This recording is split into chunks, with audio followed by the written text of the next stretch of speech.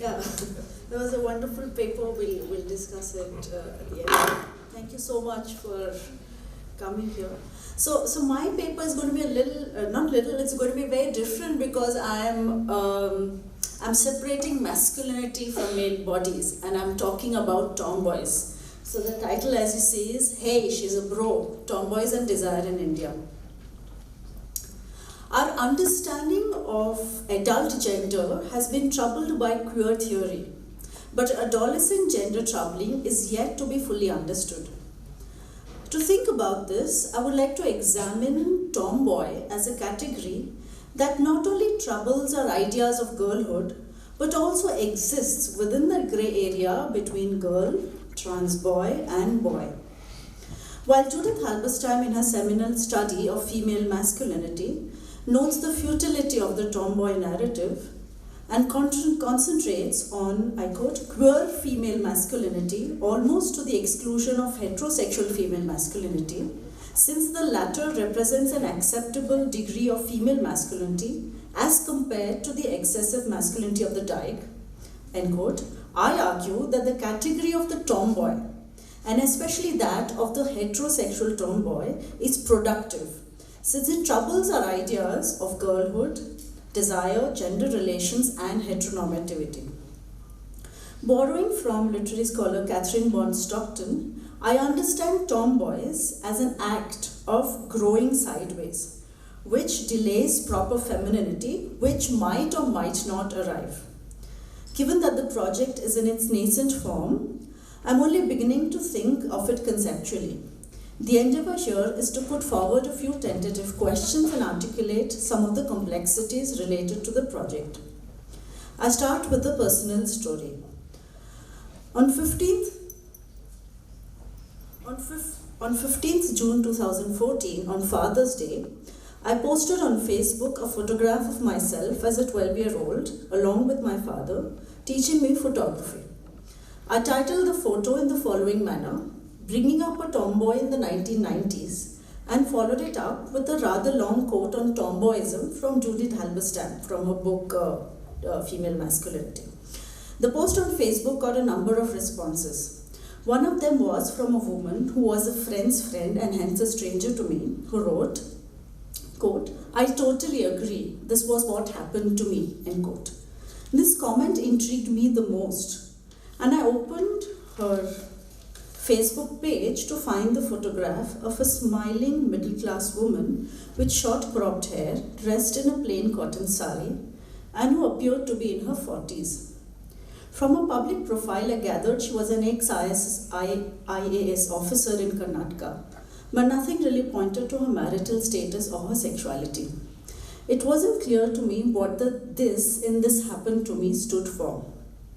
Did it stand for her experience of being a tomboy? What was this woman's story? Was she married? What were her desires like? What made her remember her adolescent self, since I'm talking about adolescence here, with such conviction and nostalgia today as an adult? What was the transition from the tomboyism of her adolescence to the person she is today as an adult?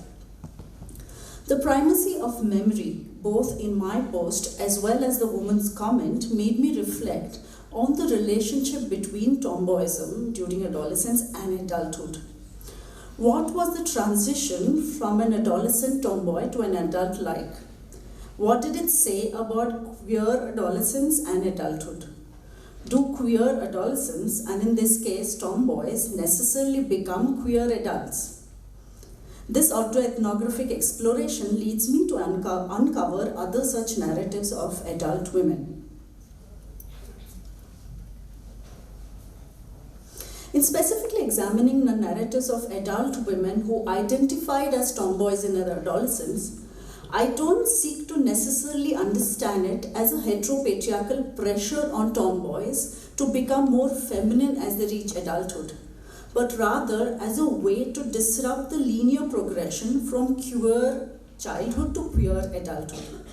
As Jen Gilbert maintains, that we must be open to the, quote, possibility that childhoods do not predict adulthoods, and that queer sexuality if untethered from the verticality of development, may not settle down into legible LGBTQ identities, end quote. It is this statement which informs most of my understanding of tomboyism in this paper. To this effect, I seek to ask larger questions of the category of heterosexual tomboys, because I feel that is specifically questioning heteronormativity rather than lesbian tomboys. So I'm asking larger questions of the category of heterosexual tomboys, specifically in the middle class urban Indian context. So I ask, what does being a tomboy do to desire and gender relations in the family and in school? What are the messages of masculinity and feminities that tomboys receive from the family? Is tomboy an aspirational category, an aspiration to have access to the freedom enjoyed by boys? What is the experience of the transition from tomboy adolescence to adult womanhood? In this paper, I seek to explore some of the complexities in these experiences, and probably I don't explore all the questions. But the experiences of being a tomboy, I also draw from Bombay cinema, from autoethnography, and from preliminary interviews with urban middle-class adult women in their early 30s, reflecting on their adolescent lives and their transition to adulthood. So the sample is very small, and because I don't aim for the paper to be comprehensive, but to open up a debate on tomboy. And the paper is divided into two sections. The first one examines the complexities of identifying as a tomboy, and the second section unpacks the question of desire for tomboys. Identifying as tomboy. In this section, I briefly look at the nuances of identifying as a tomboy. One respondent, Tara, so I've changed the names to protect the identities, spoke about how tomboy was not a category which she identified with herself. She only remembers those around her calling her a tomboy. Growing up in the 1990s, she mentions how her cousins and friends were reading Enid Blyton's Famous Five and often said to her, "You are like George." Some of her friends celebrated her tomboyism, others weren't too happy about it, while others asked why she wanted to be that way. She also recounts incidents when other people would mistake her for a boy. She remembers an occasion when someone asked her little sister, "What is your brother's name?" She also goes on to recount how bus conductors mistook her for a boy, and that did annoy her, but not too much. Tara describes herself as an 11-year-old who wore kajal, eyeliner, shorts, boots, and had very short hair, and who would go out with a large ferocious dog on a chain. So this is her narrative of herself as an adolescent. Tara describes this scene as tomboy or butch. One can see how her embodied experience of being a tomboy involves makeup also, and upsets the neat understanding of tomboys as not interested in any form of makeup or jewelry. Tara also mentions that she was a tomboy between the ages of 11 and 14 and describes this as a phase. Her narrative blurs the strict lines between adolescence and adulthood when it comes to tomboyism. She recounts how she went from performing a tomboy identity to a more feminine one, and then going back to performing a tomboy identity again in her early 20s. She characterizes these as phases of experimentation, which were intimately tied to her migration for work and education. The spaces she occupied during her growing up years deeply influenced the way she experienced these phases. I read these phases of experimentation as an act of growing sideways, which is non-linear, non-vertical, which lingers and delays any strict idea of queer childhood and heteronormative future, or queer childhood and queer future. Another respondent, Meera, describes her experience of being a tomboy as a pleasurable one. I quote, "I remember having boy-cut hair, that's short hair, partly during my childhood but mostly during my adolescent years. I was underweight, thin and tall, and often wore pants, shorts or even skirts. But my greatest joy and pleasure lay in being identified as a boy. When I was 13, I visited Mumbai for the first time. As I stood in a queue at SL World, a couple of girls behind me exclaimed 'boy' upon seeing me. I still remember the thrill and pleasure I felt back then. I love to perform a boyish masculinity. It was fun and desirable to be one of the boys. It was fun to be like the boys, to be tough, and to be never seen crying in public. But I never had enough physical strength. The feminine girls were often physically stronger than me, and I felt like the lack of physical strength was a failure to perform a certain masculinity. End quote. Meera's tomboyism is not restricted to clothes, since she wears skirts, but her tomboyism includes the performances of normative boys, not crying, being tough, playing with the boys.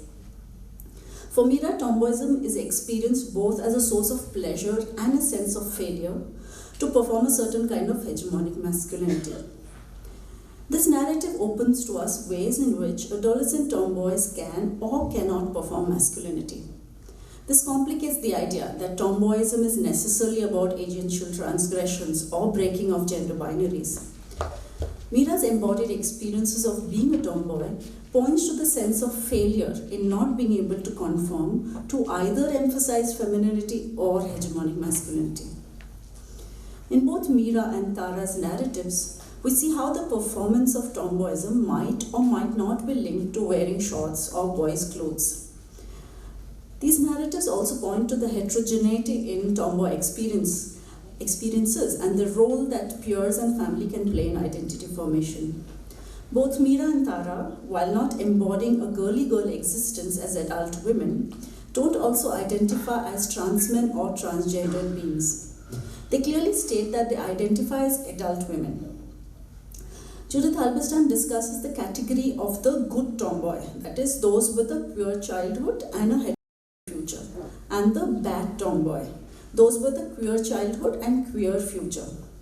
One sees that Meera and Tara's experiences of being a tomboy disrupts this duality, this dualistic understanding of good tomboy or bad tomboy, since their adulthood does not seem either legibly queer nor clearly heteronormative.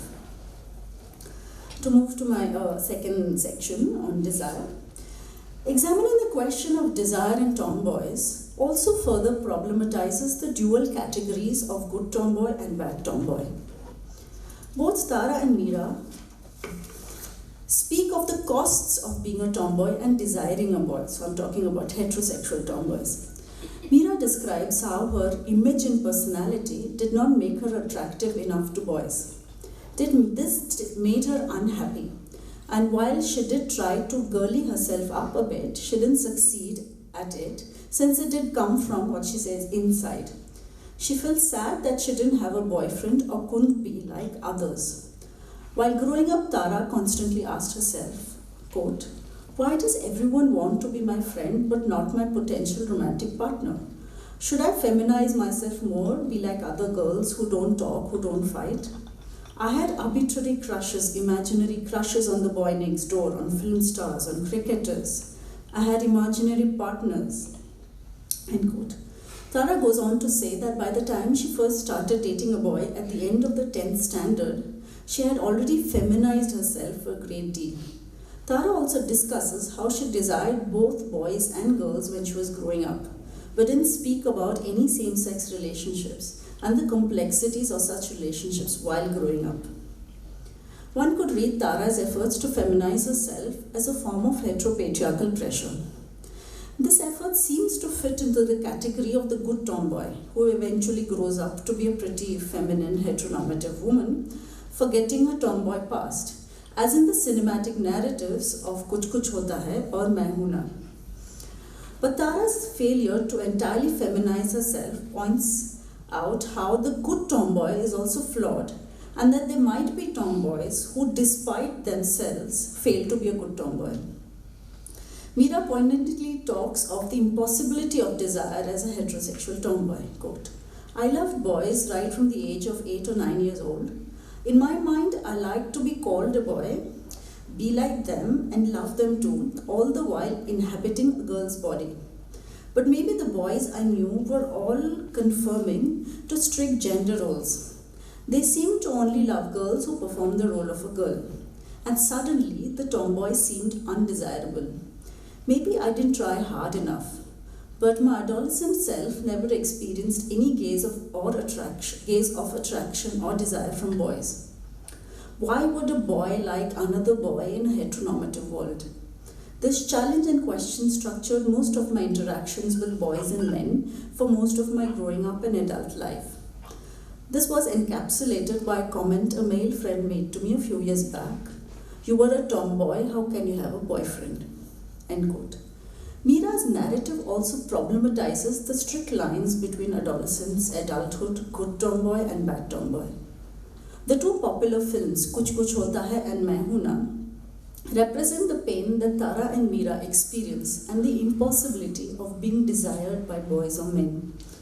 Social media is also invested in understanding tomboys and speaking of this impossibility of desire. Scoop Whoop lists it's a social media site, lists the 20 signs that once you were a tomboy, and the 19th sign of being a tomboy was, quote, "But life isn't easy for a tomboy. We have lost many of our crushes to overly womanly women or have been friend-zoned by them because, hey, she's a bro." I mean, that's where I borrowed my title from. It is interesting that the term friend-zoned, which is mostly used for men, is used here for tomboys too. Apart from being impossible, this desire also seems unspeakable. As the tomboy Kajal in the film Kuch Kuch Hota Hai sings as an adult woman, "Tujhe yaad na meri aaye, kisi se ab kya kehna," which translates as, "You don't remember me, what is the point of speaking about it to anyone?" This pain is also not restricted to adolescence but spills over into adulthood, as seen in Mira's narrative as well as in the films. But both films imagine that the resolution to this impossibility of desire is to become a heteronormative feminine woman, as a resolution which both Tara and Mira resist and often fail to perform. The trope of the good tomboy becomes hegemonic and often difficult to embody. While I did start my paper stating how tomboyism troubles adolescence, the ethnographic data points to how difficult it is to tie tomboyism to adolescence alone, troubling the strict developmental lines between adolescence and adulthood. Judith Halberstam, in her discussion of tomboyism, states that, quote, "Tomboyism is punished when it threatens to extend beyond childhood into adolescence, and that it is in the context of female adolescence that the tomboy instincts of millions of girls are remodeled into compliant forms of femininity," end quote. Unlike Halberstam, in this paper, I have tried to show how tomboyism does extend into adulthood without really obvious threats, and that the tomboy instinct need not always be remodeled into compliant forms of femininity. The ethnographic data shows how the experience of tomboys are far more complex than simple formulas of external punishment or compliance. Failure also emerges as a key trope, as a common trope through the paper. The failure of performing emphasized femininity or hegemonic masculinity, the failure of being a good tomboy, and the failure of desire. It might be more useful to follow these failures, reading them as acts of growing sideways, to understand the experiences of tomboyism. Thank you.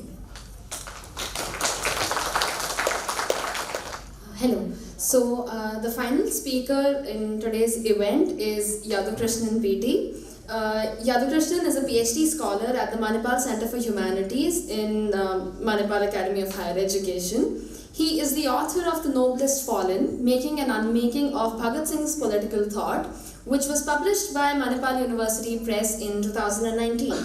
His current research focuses on the construction and articulation of dominant caste identities in Malayalam cinema in the closing decades of the 20th century.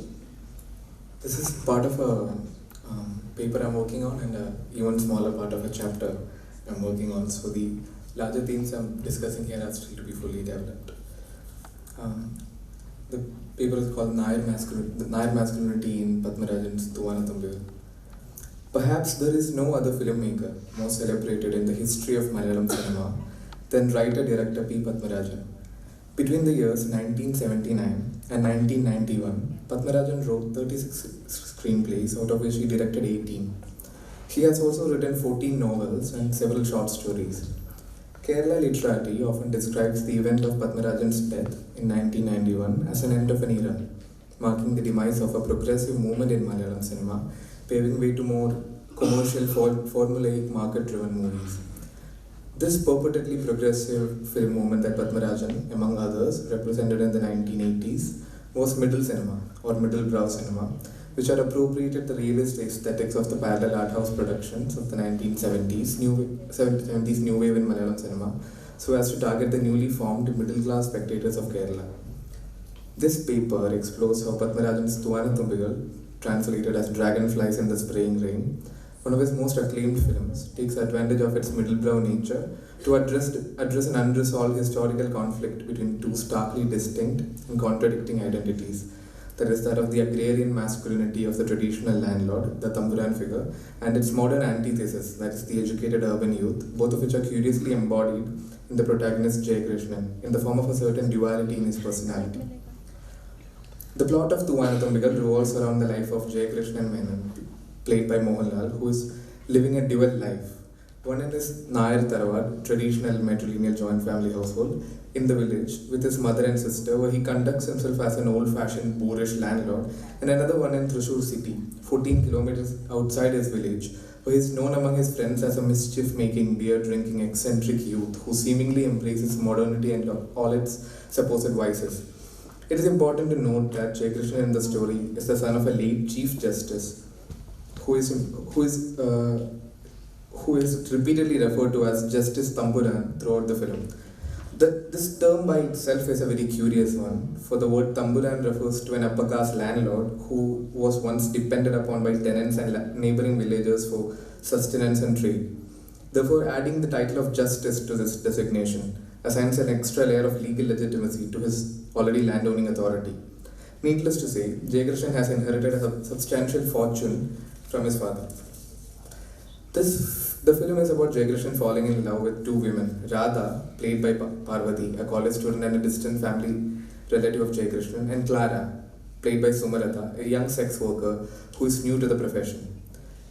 Here Yadukrishnan struggles to choose between Radha and Clara, where eventually Clara decides to marry one of her clients and part ways with Yadukrishnan, whereby Radha and Yadukrishnan are united.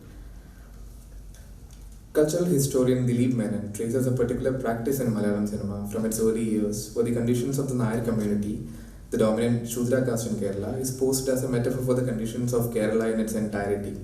This Nair universalism, as he terms it, has historically sidelined and marginalized the histories and narratives of the various religious and caste minorities in Kerala.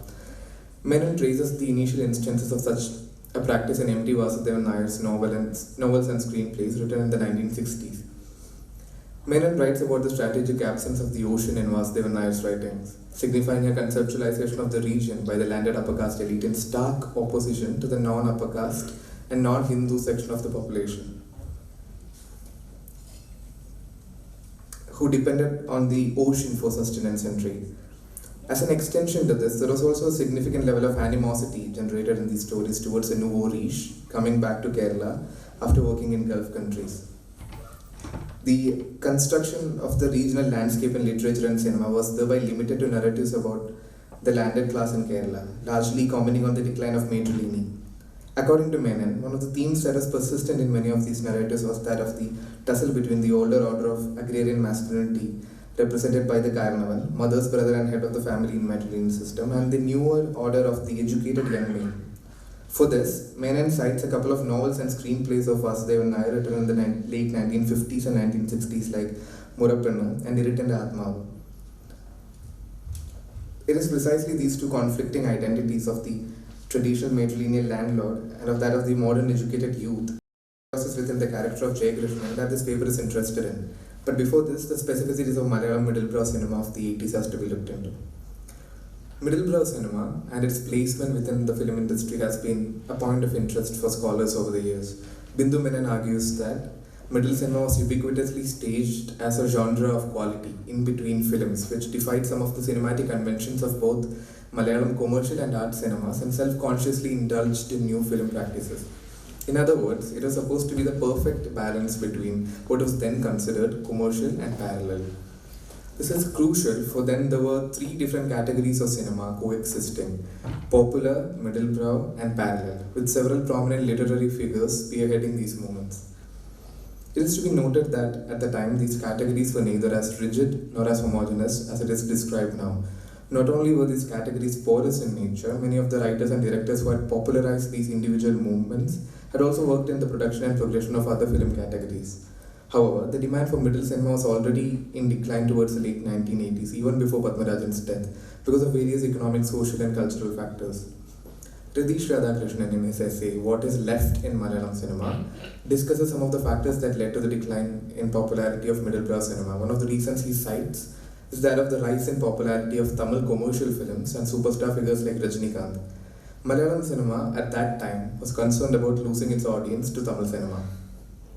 Something has to be said about the newly formed middle-class spectators of the 1970s and 80s, for their ingress into the socio-political realm had actively informed the narrative and formal experiments that middle cinema had undertaken. K.P. Jayagumar and Rajesh Amar argues that middle cinema had at many times become a vessel for the insecurities of the new middle class, who were primarily upper caste, many of them newly employed in government clerical posts in the city at the time. This tension surrounding the middle class status was also caused by the after effects of a series of land reforms throughout the 60s, which provided rights for the tenant on land ownership. The entry of other factors were the entry of non-upper caste workers into the government sector and the increase in wealth of non-Hindu, non-upper caste subjects because of the Gulf boom. Elements of this anxiety can be found in Thuvana Thumbigal, most visibly in the way the opening segment of the film establishes Jayakrishnan's Nair Tharavad, where its grandiose is starkly contrasted by the shack of a nuisance-causing former tenant living adjacent to it. Following the first heated encounter Jayakrishan has with the drunk tenant Ramanunni, played by Jagadish Srikumar in the film, Jayakrishan's mother laments about how things have changed for the landed elites. This is a conversation between Jayakrishan's mother and a coconut trader called Varghese. I cannot believe that he, the tenant, has the gall to speak like that. When Tamburan was alive, I had often wondered whether he was mute. Now look at him show off, mother says. After Tamburan's death, everyone grew a tongue and hand. He can now speak however he cares to. He's a tenant, everyone is on his side. Landlords have no one to speak for. Jayakrishan's mother is here talking about the 1969 Land Reform Act, which abolished the tenancy system along with providing former tenants a set patch of land which previously was under the landlord. And not to mention the legal protection from arbitrary evictions, something that was deemed revolutionary for landless labourers in Kerala and evidently not a cause for celebration for the landed elite. Jayakrishan complains throughout the film about the nuisance created by the former tenant, eventually bullying and blackmailing him off the land. As mentioned before, Jayakrishan is portrayed living a dual life in the story, taking up two personas in two different spaces. The agrarian landlord persona he adopts in his Sarawad and the village is in many ways defined by the antagonistic relationship with the tenant. K.P. Jayagumar in Jati Vyavasthe Malayalam Cinema, caste system in Malayalam cinema, writes that Malayalam cinema has had a long history of ridiculing poverty and that the comic rendering of tenant Ramanunni's predicament neatly falls into this tradition. There is an entire subplot in the film involving Jayakrishan's encounters with Ramanunni. As mentioned before, it is established in the very beginning of the film that Ramanunni is living off the land that is temporarily assigned to him by Jayakrishan's father, Justice Samburan, before his death. And that after the passing of the 1969 Land Reform Act, Ramanunni received legal ownership of the land. Jayakrishan, however, is not in favour of the situation, for he claims that this land was reserved for Jayakrishan's widow sister by their father and that he is willing to buy a new patch of land away from their house for relocating the tenant. But the tenant is refusing to do so. The argument is very much that the previously landless tenant is quite comically misusing the already unfavourable for the landlords Land Reform Act, antagonizing his previous landlord in a form of perverse revenge at the expense of one's own family, who would also be supposedly better off with relocation. This is where middle cinema often leans more towards its commercial counterparts, for the parallel art house productions, admittedly often having its own casteist underpinnings, would not dismiss poverty through comedy. Middlebrow cinema in this sense was indeed very selective about the themes it wanted to seriously engage with. Nevertheless, this comic portrayal of the tenant-landlord relationship is important for the narrative, for they were the only few instances where the film could portray the boorish landlord act that Jayakrishan puts up. Almost all of them involving his failed attempts at relocating the tenant. The only other time the audience sees Jayakrishan in this persona is when he is shown farming in his land. There is, however, a particular scene in Tuvana Thambigal where the spectator briefly witnesses both personas of Jayakrishnan merge, that of the traditional landlord and that of the modern urban youth. This is in the second half of the movie when Jayakrishnan is sitting in a bar in the town with his influential and reckless friends, sipping beer, and suddenly decides that he has had enough with the nuisance created by the tenant Ramanonni. He subsequently brings his drunk friends to his village, kidnaps Ramanonni and takes him atop a dam. Jayakrishnan and his friends threaten to kill Ramanonni if he does not vacate in the next few days. Terribly frightened by this, he agrees to vacate the premises. This is important for the only time in the film the city has entered the space of the village. Jayakrishnan and his friends often being drunk and aggressive, and the tenant being frightened by it, is portrayed as equal parts horror and equal parts comical. In this sequence, one cannot comprehend where Jayakrishna's agrarian masculinity ends and where Jayakrishna's aggressive modernity begins. This is also connoting Jayakrishna's admission to the inadequacies of his agrarian masculinity in situations as such, urging him to channel the strangely menacing yet similarly oppressive intimidation tactics that he has mastered from the time he spent in the city space. We are essentially witnessing a symbiosis between two historically antithetical subject positions within the elite Nair community. Curiously enough, once the tenant is blackmailed and evicted, Jayakrishnan is never again shown in the film conducting himself like a landlord. At the risk of reading the film's narrative at face value, it has to be said that part of the charm of Jayakrishna's character and the way it is constructed in the movie pertains to this notion that beyond the two distinctly loud and brash personas that he puts up in the village and the town, there is yet another one which is of contemplativeness, vulnerability, and alienation. Many of the scenes often convey the unease that Jayakrishnan feels in both spaces, that of the village and the city. More importantly, this is what the film makes use of an aspect inherited from the art house productions of the 70s, which is subjective interiority. Meena T. Pillai defines subjective interiority in parallel cinema of the 70s as a keen fascination with psychological complexity and nuances of the human subject, a constant evocation of the existential dimensions of identity, which in formal techniques called for tight close-ups and shying away from the verbose. Part of the appeal of Middlebrow cinema at the time was its attempts to bring such aesthetic techniques into a movie format catering to a relatively larger target audience. We see glimpses of this technique used in scenes where Jayakrishnan is left alone or when he exits his friend or family circle. One example is the scene in which Jayakrishnan is giving a surprise to his friend Rishi, played by Ashok, and who at the time has no idea about Jayakrishnan's influence in the city. Rishi only knows Jayakrishnan from the village, and he thereby buys into the naive villager act that Jayakrishnan puts up in that space. Jayakrishnan gets Rishi drunk and takes him into a hotel room in the city where Theresia Joseph, Rishi's neighbor and a sex worker, is waiting for Rishi. Seeing Rishi's shocked expression, Jayakrishnan and Theresia burst into laughter, followed by Rishi joining in. Jayakrishnan laughs for a while with Theresia and Rishi, and then he slowly starts moving out of the hotel room and closes the door from outside, still laughing. Here the camera zooms into his face, whereby his laughter slowly fades away as a sense of unease and weariness comes to replace it. The brooding background score assists this transition.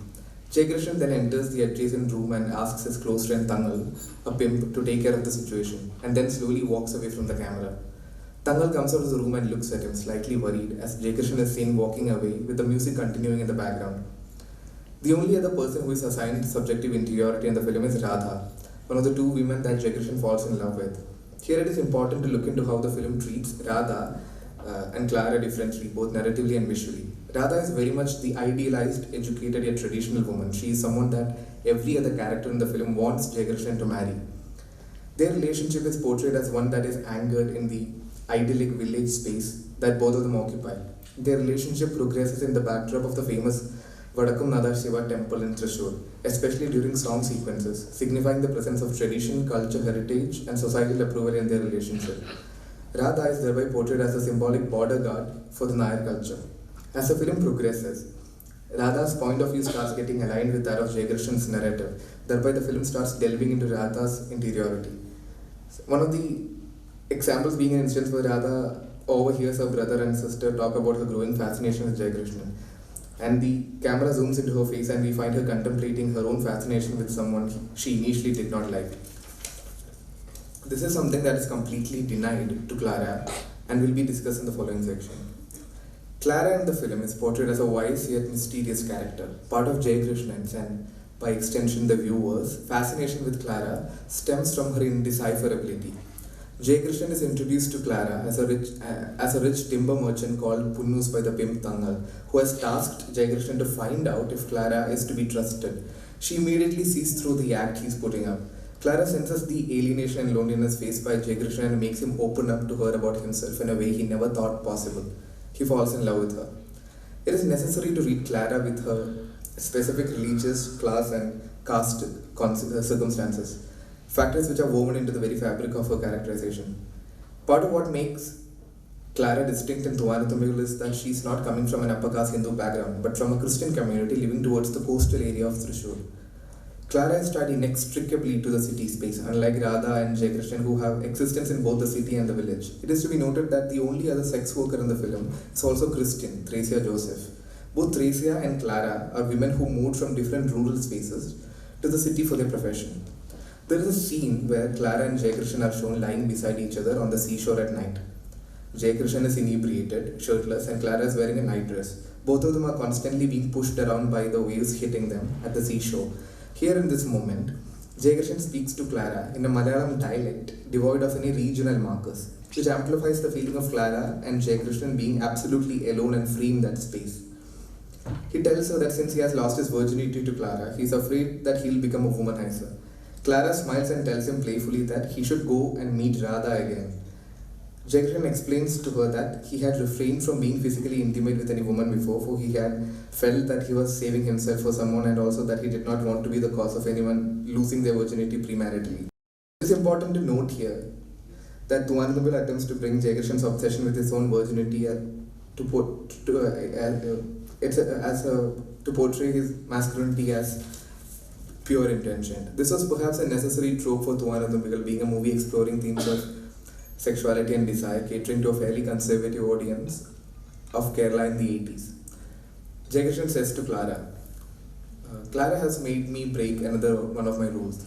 I did not want to be the beginning of any woman's path to ruin. I had promised myself that if I broke this rule, then that woman would be by my side till the end of my partner. Can I marry you? Contrary to the way this dialogue seems to be constructed, Jayakrishan's proposition does not come across as obligatory, incoherent, or caused by the state of drunkenness. He means it, and Clara senses this.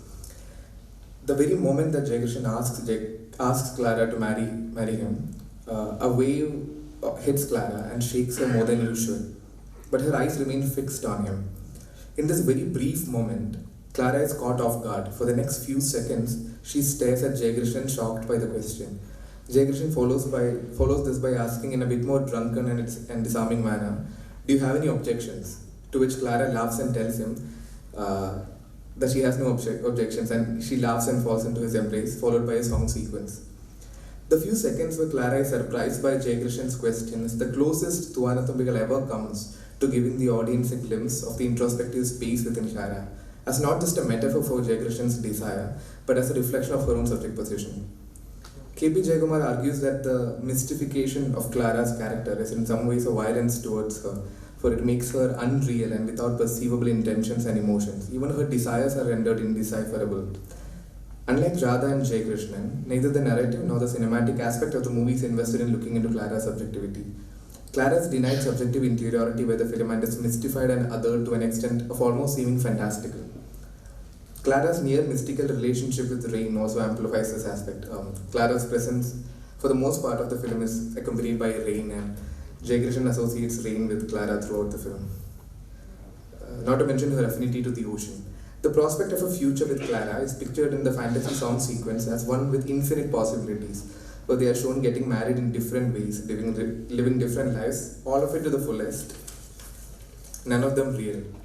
Clara is also not interested in either Jayakrishan's agrarian masculinity or its modern cosmopolitan antithesis. She is never shown engaging with either of these. Radha, on the other hand, is portrayed as someone who is in awe of Jayakrishan's duality. Clara likes Jayakrishan, who is devoid of both aspects, whereas Radha is attracted to his ability to perform both. Radha is attracted to the mobility that modernity provides Jayakrishan's Nair masculinity, where he can move in and out of urban and rural spaces unquestioned and unimpeded, privileged enough to seize the best of both worlds.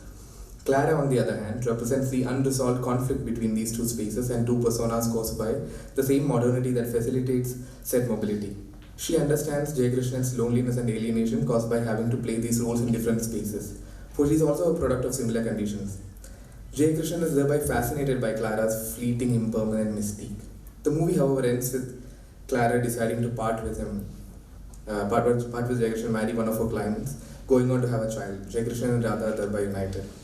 In the years that follow, many Malayalam films take up the trope of duality to make the Nair protagonist seem more interesting and sophisticated. Malayalam commercial films of the late 90s and early 2000s made it a habit to assign the Nair protagonist two different personas in rural and urban spaces. This was done to portray the Nair protagonist as someone who can not only function in, but also dominate both realms. A. Soman, in his essay The Return of Tamburans, discusses the prevalent presence of the Tamburan figure in the new commercial cinema of the 1990s. By the end of the 90s, the Nair protagonist is now the Tamburan of the village as well as the city. There was no more conflict between the two personas or the two spaces, not because it was resolved, but chiefly because the format of commercial cinema could not accommodate explorations as such. Thank you.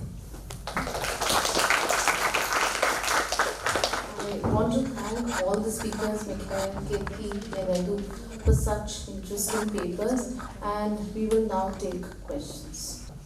Hi, Michiel. There are few, if not few, 2-3 questions for you. One is that when you using the word new middle class, what exactly do you mean? I'm not very clear that are you using it in the sense like say somebody like Lina Fernandez will be using as a particular category which is also embodied practices and a certain kind of a political practice. That's the one question I'm not very clear. I was not sure, so if you could clarify that. Second thing is that regarding muscular India, like as the Joseph Walter's work also shows, muscular India is a very complex reality in the sense of it kind of cuts across the question of nationality, nation, virility, and then also the question of body, asceticism. That is one sort of axis. On the other hand, there is another axis that is coming up and which is also there in your ethnographies as well, is a sort of aspiration, then also a strategy of blocking those aspirations, which is also part of new middle class politics, and the other end, the global aspiration part of it. So I was just wondering, like, the problem with talking about new middle class aspiration, if you are using it in the sense of, say, Lila Fernandez, the caste is a very important component of it. Like the idea of a caste and mobility are very important there. So I was just wondering, how do you look at these intersections of global, national, and the muscular body? You know, given the fact that India has a long tradition of muscular, the idea of a muscular, the akharas and so on and so forth. So how do you pose today's this global axis and aspiration and your gene and akharas and the very nationalist discourse? Like how do you pose that? For Ketaki, what do you mean by desire here? I'm not very clear about. Like in the sense is that are we using desire in terms of a certain kind of a yearning, a certain kind of a things that we didn't have in terms of loss, or you? So how basically you sort of posing the concept of desire and tomboy? You know, like not cannot be just simply about aspiration, right? Or the something that I want, something I didn't have, something of a lack. It could be one because we are talking about failure on the one hand. But I'm interested to know, like, how do you position desire as a concept and the idea of a tomboy? You know, like, is there something specific to desire, a tomboyish desire? You know, is there something specific, or is just a question of moments of failure that constitute the tomboy? Again, one question for Michiel and for Ketaki. Michiel, my question was that you emphasized on Bollywood and middle class aspirations, but specifically with regard to the gym and being with also regard to muscular India is also like does sports not play a role, because like sportsmen specifically also have a very different kind of image, specifically among middle class men. I don't know like which specific sports to ask, like maybe cricket, or like did they also have idols, and did aspirations also model on those grounds? Because and did that come with certain amount of respect? Because sports is a very different kind of category in terms for the middle class. And Ketaki, my question for you is, did your participants, respondents, or have you also come across the importance or significance of hair in tomboys? Because often tomboys are identified with short hair, like irrespective of whether they themselves want to categorize themselves as tomboys, but just a woman with short hair is like categorized as a tomboy. So did you deal with this question? Like, did participants talk about this? Because often a woman, if she has longer hair, she's and even if she does feel like a tomboy, but she would be categorized like those as like a proper model of femininity, essentially, because she looks like a woman. So in that sense of appearance, did it come? Okay. Yeah. Thanks. I mean, these are so obviously kind of sort of very broad questions that I deal with in the book, but wasn't able to include all of it here in this talk. To start with, all these categories like upper middle class, lower middle class, new middle class, middle class, and so on.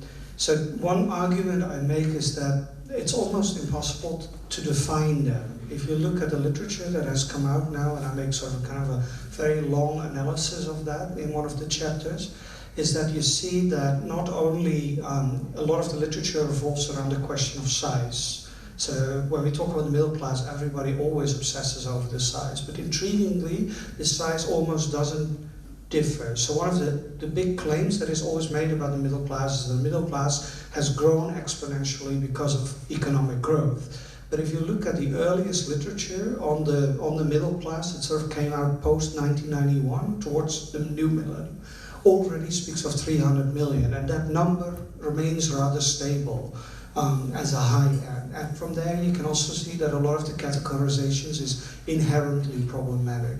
What is new? One of the things that I make an analysis of is how, in fact, middle class categories in India have always been labeled new. The moment Lord Macaulay starts introducing the notion of we need to have a middle class people here can translate our wishes to blah blah blah, you see that every new middle class is always welcomed with not particularly open arms because they are the new middle class. So one thing that I propose in one of the chapters is that these categories mainly work as social and cultural constructs, and so they help us think through hierarchies, but they're not set in stone. They are inherently problematic. And the new middle class category, particularly so because it's generally evoked in a negative way from the perspective of the older middle class, who in many ways can be considered the upper middle class, because they are the ones that hold all the social and cultural capital. So the title muscular, actually I've given that a lot of thought, because I realized on one of the laptops there is Ram Ka Naam, the documentary, and obviously it evokes suggestions that that happened in Mumbai in particular in the 1990s, where political parties made use of bodybuilders to underline that Hindutva could be muscular, Hinduism could be muscular. Of course, that debate goes back into colonialism. At the same time, there is a certain masculinity and muscularity that comes with this idea of a new India, and how that's sort of made its way onto the global stage. So I think of it as a provocative title that I hope people will think critically about what that precisely is, because a lot of aspects of the books are precisely about these constraints, about these boundaries, which turn out to be incredibly sturdy. Like, it's really not that easy to climb up the middle class ladder. We always think like, you must be able to do that, right? But then and some of these people I've known for about a decade, so I've seen that from up close, how hard that can be, but also often how disappointing that can be, because you've never quite arrived. I often evoke the example of one of the first characters who is in the book, and when I first met him in Mumbai about a decade ago, I think he made about 10,000-15,000 per month. He now makes a lakh 0.5, so he's doing really well as a trainer. But the money is always gone because by now he's also moved up the middle class ladder. So his kid goes to a private school and he can no longer walk around in bizarre clothing, that fake brands, because the clients would immediately see that. So, there is also this kind of cumulative thing that middle class lives cost money. When it comes to aspiration and caste, I do talk about caste elsewhere, in particular as categories of upcoming intermediate caste groups such as the Gujars and the Jats in the NCR region, and how they are reflected on negatively as newcomers into middle class ranks. Because the research was conducted across India, so there are chapters that focus on Bangalore, there's one on Chennai, Mumbai and Delhi. Obviously there's huge caste variety, so I partly conflate it with class categories because they work better in the gym. They are more prevalent and people speak about them themselves. So one thing I didn't really come across in gyms is kind of sort of caste issue. But you can compare that almost with, for instance, how that works in the IT industry, where this was also never really a problem because there's simply no Dalits working. And it's increased, but when I did that research in 2003, it was a very Brahmin, upper caste, twice-born dominated field. So it was also quite easy to say that caste was not an issue on the work floor because, in that kind of context, indeed, it isn't really. In gyms goes as well. But I must say it's not a big aspect in the research, and I kind of expect this question to come up a lot more often. I think the interesting thing with caste also, when you think about middle class categories and class categories, is even though there have been years of different attempts to alleviate people out of poverty, against caste discrimination, etc. There is a time lag involved in that as well, right? Where the upper middle classes continue to profit from the social and cultural capital that you get from birth. As for the global, the national, now I'm going to talk way too long, so you need to shut me up if you think like, this is going really boring.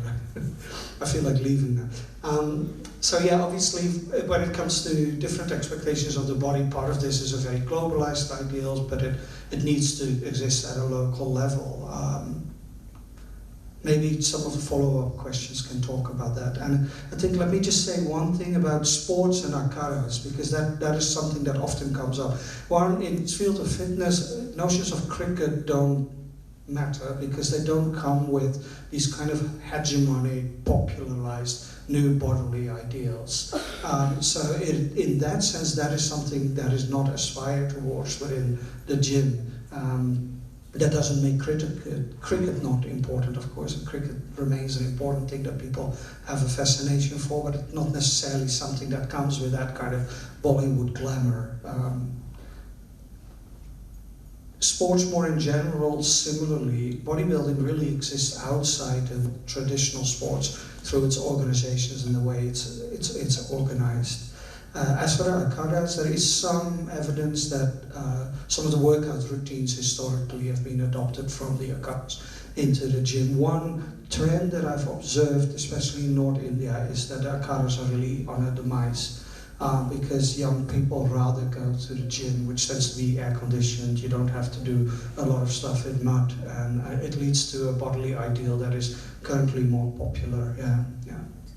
Anubhav, that's actually a very interesting question, and I've never thought about desire in that way, because I'm primarily, which is because then I should specify that, because when I'm talking about desire, I'm specifically only speaking about romantic and sexual desire. I'm not talking about the desire to be a tomboy. It's more, very often it's the failure of being at or being identified as, but not as not desire in that sense of the category, but in terms of romantic desire and sexual desire. And to come to your question of short hair, yes, I think all the participants do say that they have short hair, but it doesn't, somehow, it's a good question because I never asked about the question of hair, that did you ever have long hair and then were you, because that's a very interesting way of delineating femininities and masculinities, right? You just look at the hair and you assume that you fall in this binary or this side of the binary or that side. But I do remember speaking to someone gently about this paper, and they were saying that if a woman has short hair, she's looked at why are you like a boy and why are you disheveled, as in it's also seen as somebody who's unkempt. Like she was Bengali, so she said Chelen Motun, why are you dirty in some sense, right? So it has those connotations. But thank you, because that's an interesting question to look at, that destabilizes the idea of, can you be a tomboy with long hair? That's a very interesting point to think with. Thank you. And just a comment and to Michiel. I was thinking, do these, when they aspire to climb the class ladder, these bodybuilding, the trainers, do they think, they were thinking about the film industry and cinema and so on. Were they also thinking of modeling, or is modeling different from, or is that the same thing as the fitness industry, or is that modeling? And I'm just thinking maybe that's not climbing the class hierarchy, but is there some, do they slip from that to become male sex workers, gigolos? Does that also come in? Because they are very often, they double up as bodybuilders or male gigolos or masters, right? So, that would not be seen as climbing the ladder, but does that happen? Have you found that? And what is that relationship between being a model? So if you want to be on the cover of Men's Health, are you a trainer, or are you a fitness person, or are you a model? As in, are these categories neatly defined, or are they fluid?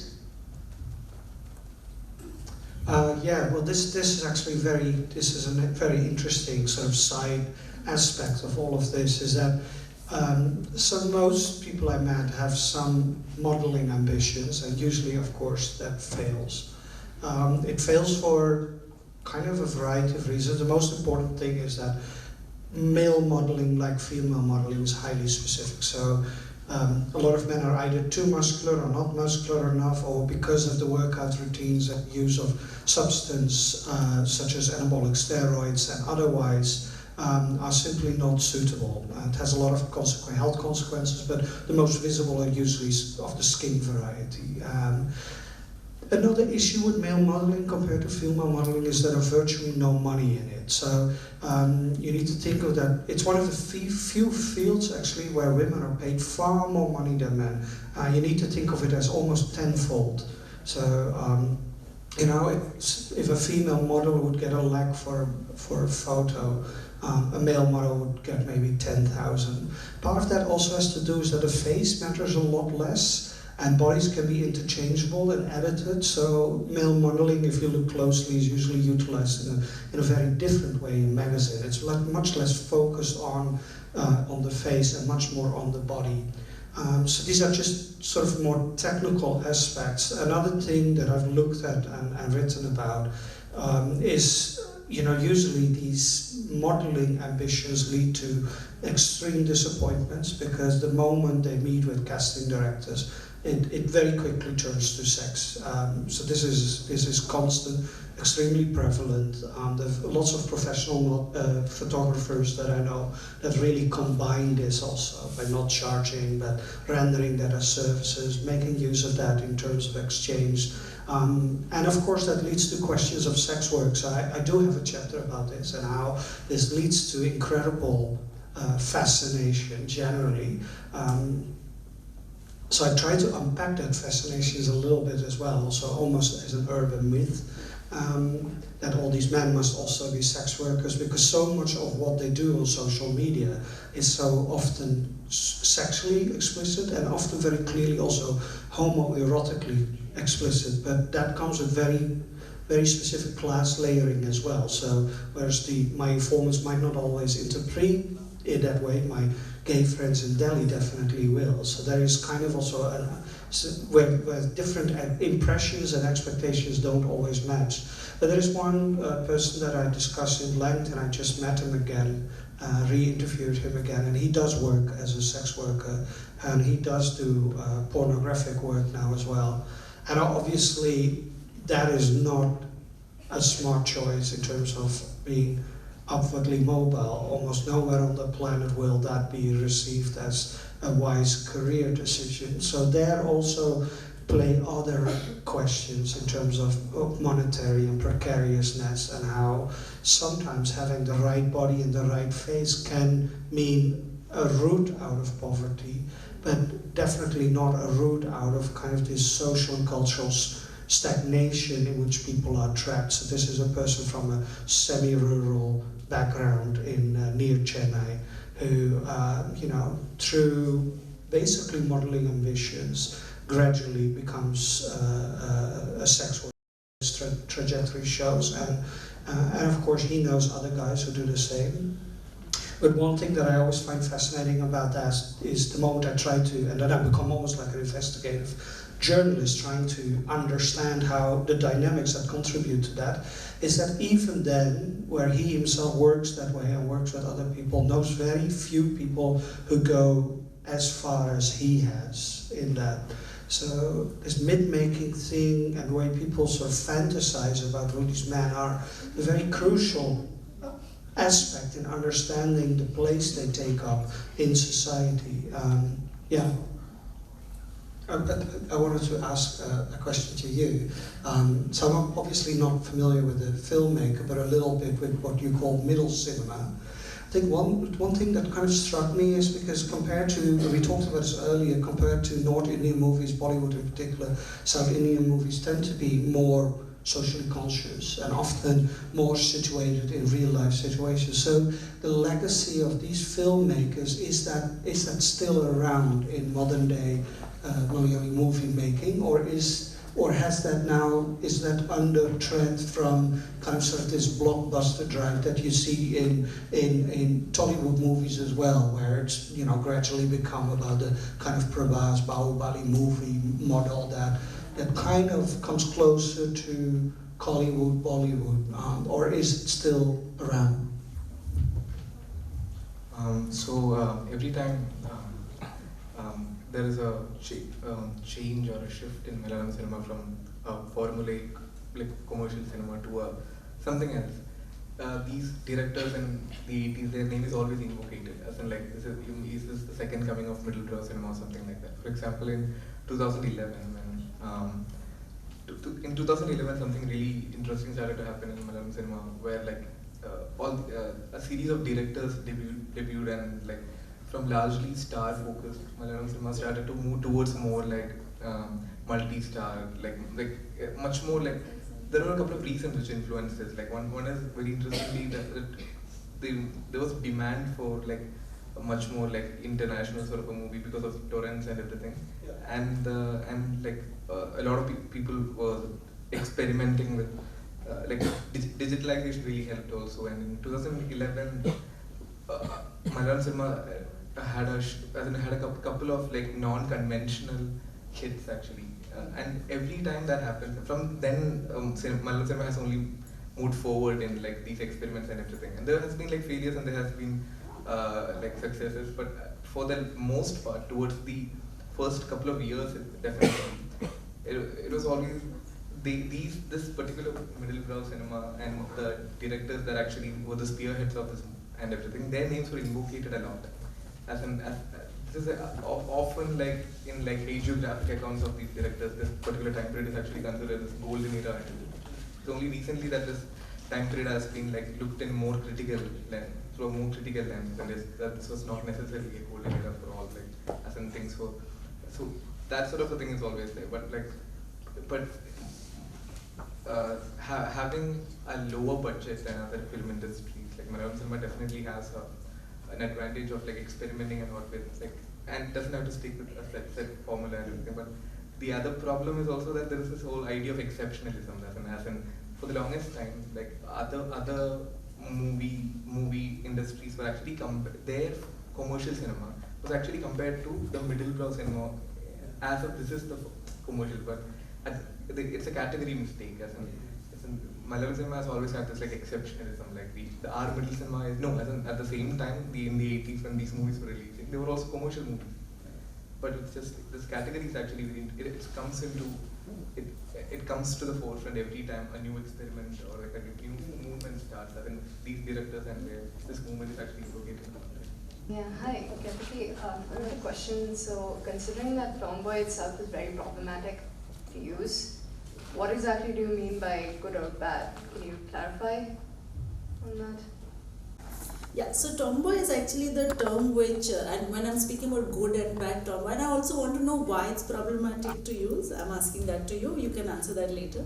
But the question of the good and tomboy is something that Judith Halberstam discusses, and she's saying is the good tomboys, which is seen socially as the good tomboy, that you are, and as an adolescent you are a tomboy, but when you grow up you don't remain, so you become a feminine woman. So she's saying that socially that's seen as a good tomboy, but the bad tomboy is where you don't become a feminine woman, where you continue to be queer, right? So she's saying that. So that is the distinction that she's making between good tomboy and bad tomboy, Judith Halberstam. And I'm saying she because at that point of time when she was writing the book, her name was Judith, not Jack.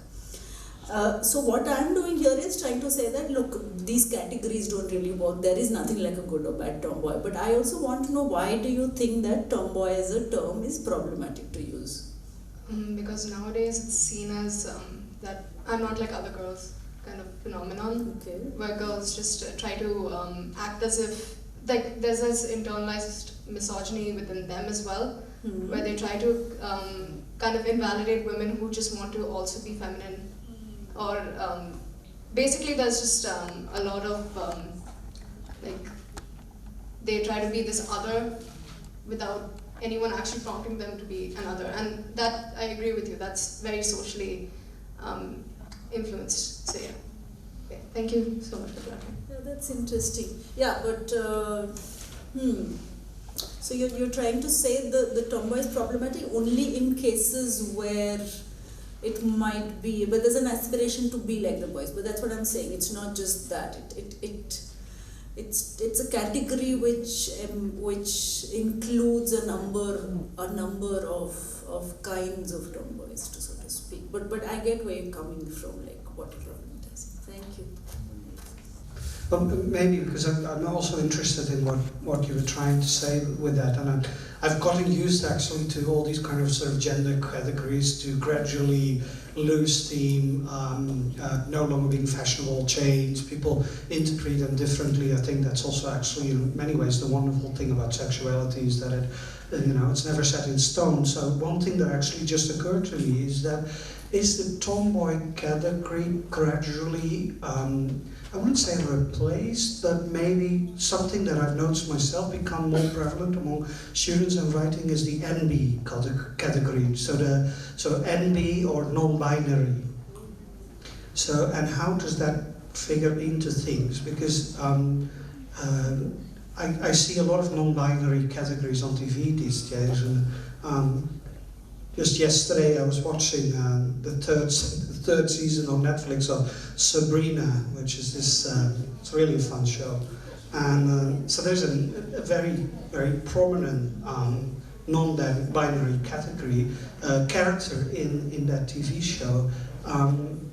Whereas that storyline itself is interestingly not problematized constantly, which in the past this would have been constantly in your face, like you had to be reminded of how horrible this person's life is. And I think one of the nicer things about kind of sort of pop media is that it gradually tries to move beyond that, and then this simply becomes another person who's allowed to exist on their own terms. I think I should use the pronoun there. So I was kind of wondering if you could say something about that, if at all. That's really interesting, and I don't think it might have gone out of fashion, maybe because, I mean, apart from these certain, maybe it's just, maybe, I don't know, that's a good point. I'll have to think about it. So there is one book which looks at the history, the literal cultural history of tomboy, but that's in the Western context.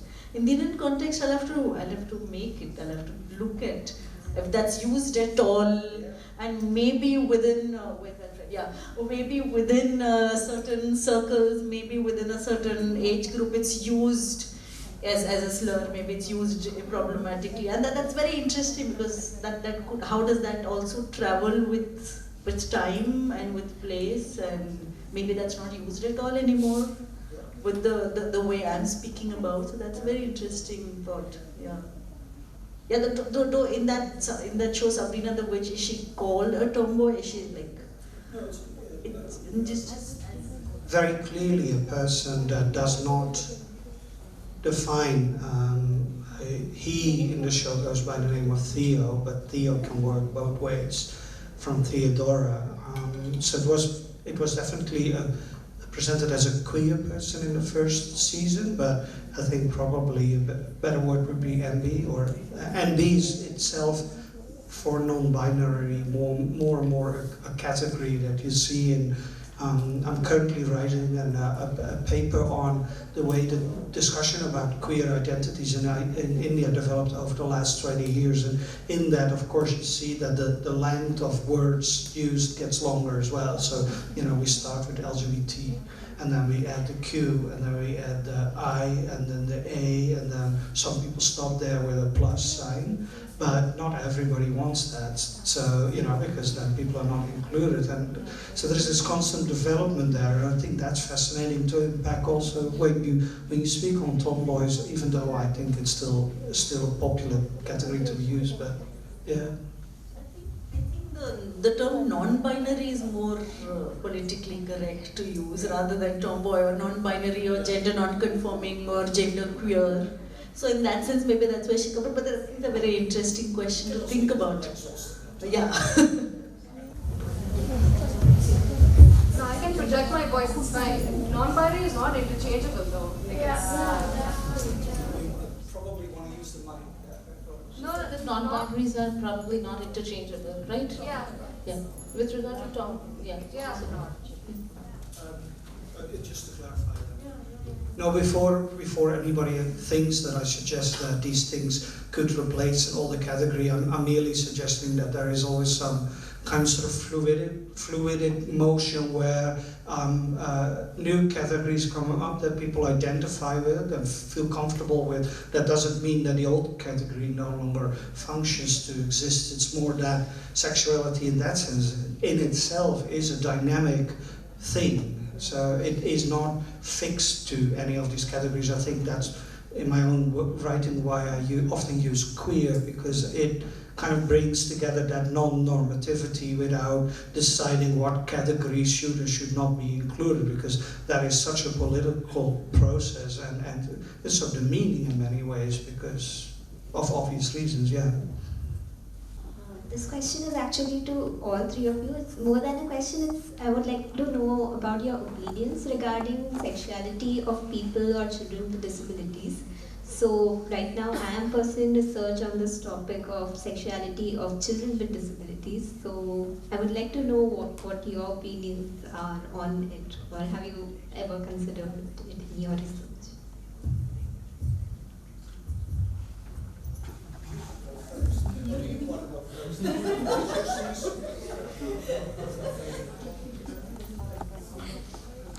That's an interesting question, because when I was doing my PhD on sexuality education, we in some sense, I did not, of course, I was looking only at the sexuality of able-bodied adolescents.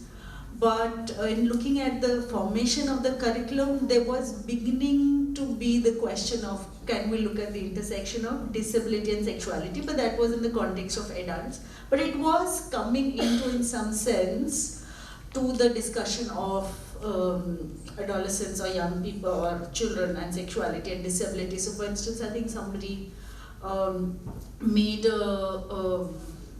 was it a book or a guide for somebody visually impaired to understand what, let's say, the female genitalia or the reproductive system looks like. So it was, and there are certain ways to address that, but I feel that that's a very upcoming field in the sense that we haven't really looked at that triple intersection of age, sexuality and disability. Because when we talk about disability and sexuality, we never really talk about age. So that's interesting when we talk about adolescents or children. And then again, how do you look at that age? Do you look at it developmentally? Where do you stop being a child? When do you stop being an adolescent? When do you start being an adult?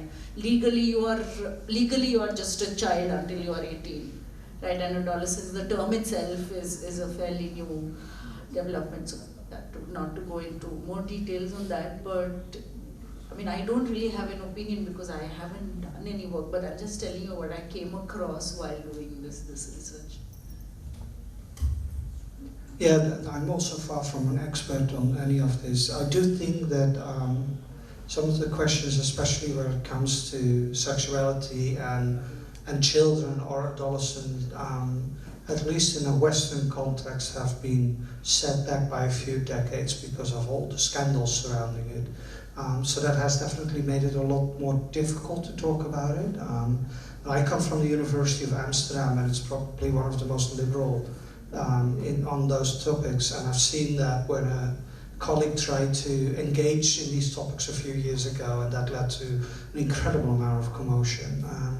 So, yeah, like I said, it's not a topic that I know all that much about. One thing, a subfield in disability studies that I find interesting is the role of online media and virtual technologies. That is one emerging field that you might be interested in, for also the conceptualization and theorization about how people kind of break through the boundaries of their own disabilities, so the limitations and how they kind of sort of negotiate their way around that. But that's merely if you were my student and you would come to me with that question, I would say, well, you know, you might want to look into that because there's some interesting work being done there, but you'll have to forgive me that otherwise I wouldn't really know what useful things to say about this. No,